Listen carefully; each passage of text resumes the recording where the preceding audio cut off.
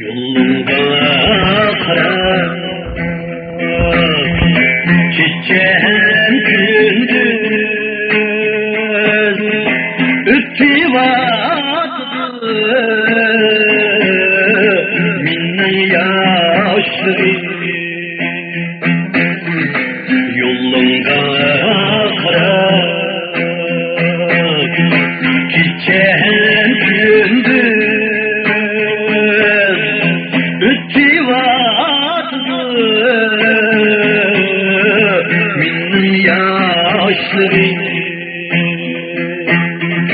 Gelsen eğer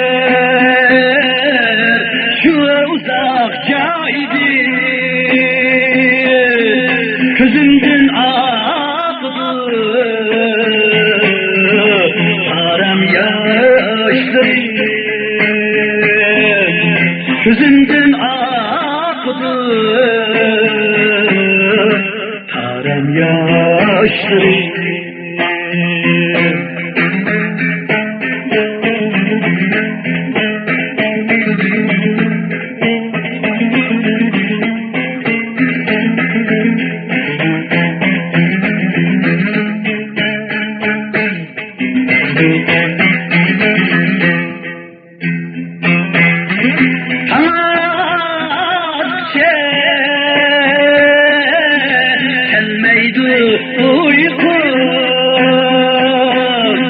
Gözümü yumsam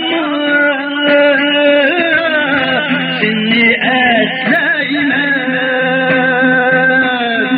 gözümü yumsam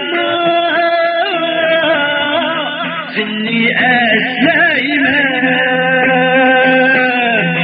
muhabbetim gel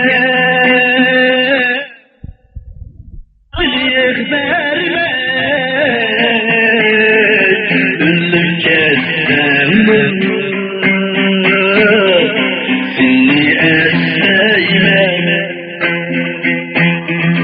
muhabbetim gerek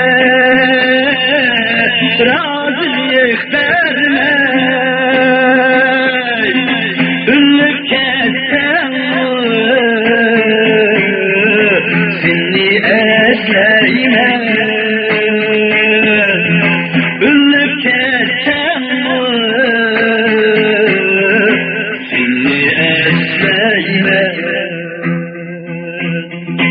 seni esleymez